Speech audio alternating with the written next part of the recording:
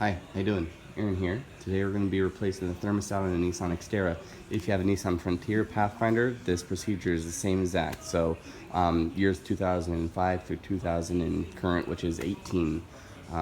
This particular vehicle has p0128, which is thermostat stuck open. So basically what happens is the thermostat is designed when it fails, it will fail to stay open, and the computer is detecting that the coolant is not rising to the appropriate temperature for how long the engine has been running. So let's go ahead and get started. I'm going to show you some of the tips and tricks that I use to do this job. I've done it multiple times on Xterras and a couple times on a couple of Frontiers. So let's go over the tools you'll need to get this job done. So here's the tools you're going to need. 5/16 or 8mm socket and wrench. I'm using my impact driver here. 10mm deep well for the bolts on the thermostat. Hose clamps. I use these channel locks, they work really well. To remove the coolant out of the radiator, Phillips screwdriver, and these are going to help in some of the tight places to get some of the smaller heater hose and coolant lines off. Also some WD-40, little trick of the trade that I use to get these spring-loaded clamps off. Going to help you out.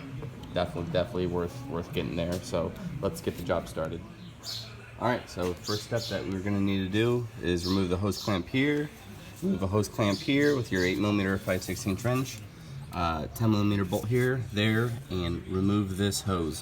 One little trick that I like to do is on these self-tightening clamps, spray them down a little bit with some WD-40, and what that'll do is that once you release the tension on them, they slide a lot easier on these hoses. I'll be doing that same thing on the coolant hoses just to help the spring clamp move off a little bit. Alright, next thing we're going to do is remove the air cleaner assembly, just the top lid. To do that, remove this connector, press down and pull out.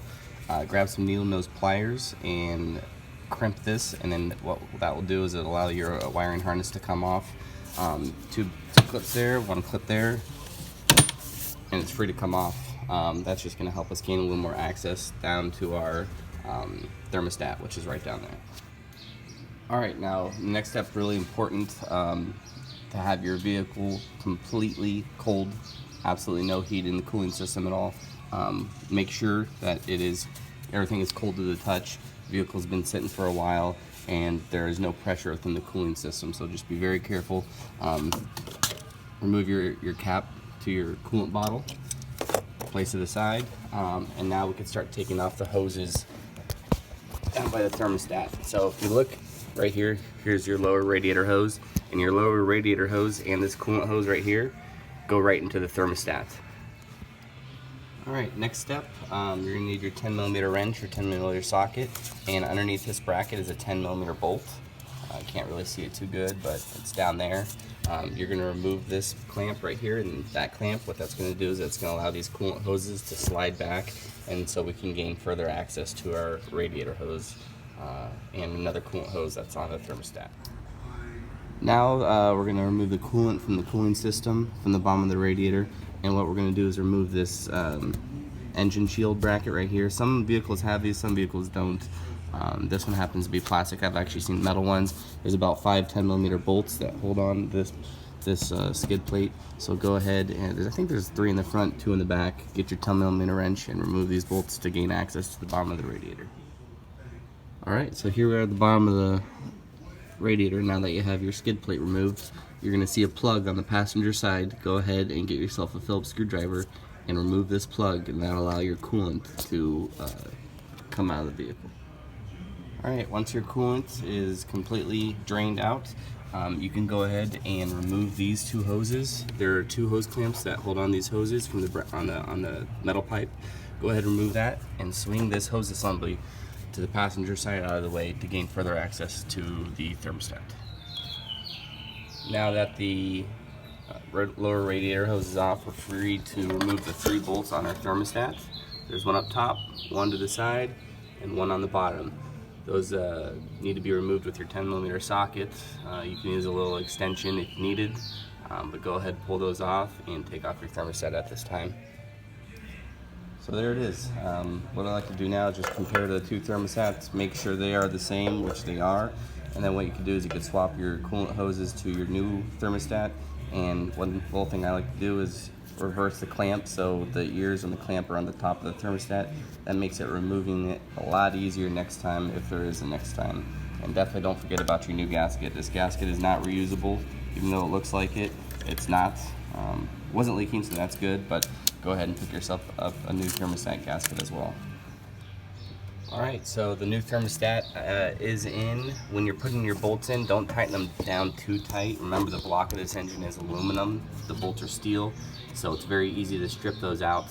I accidentally removed one bolt right there for the timing cover. I didn't need to remove it, but just so you know where the bolts are located, one there, one down by the side right there, and one on the bottom. Go ahead and snug those up. Put all your hoses and everything back together, and then we're going to add the coolant into the system. And I'm going to show you a little trick to help bleed the system, because you will have little air pockets. And let's go ahead and get to that after we get our hoses back on. Alright, so now that we got everything back together, check your clamps, check your electrical connectors, mass airflow sensor, make sure everything's in the right place before we start the engine. Go ahead and remove your radiator cap. System capacity is just over 2.5 gallons. You're not going to need that much because we have some residual coolant that's still in the system. Go ahead and fill up your radiator. One tip that I do have is take off your back heater hose right here. This is actually your, what they call the steam line, and it goes directly to your coolant reservoir. There's a lot of air that can be trapped in here. Your heater might not blow hot afterwards or anything like that. So go ahead, remove this. Let me get that here.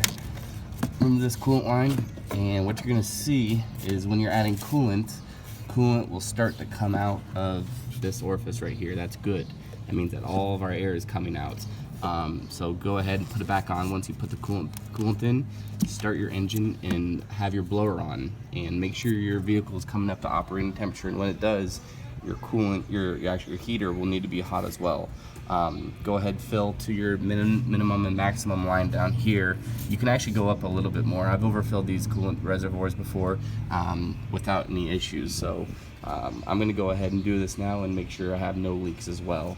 Monitor underneath the vehicle, make sure you don't have any leaks. You shouldn't, but I'm going to go ahead and do that and see how it turns out.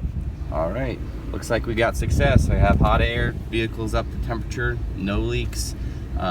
Looks like this job is done. If your check engine light is on for p0128, which is a coolant or a thermostat code, you're gonna need to go down to AutoZone or get a scanner. I got a scanner. I cleared the code. I'm gonna monitor that this vehicle for the next couple of days just to make sure that code doesn't come back.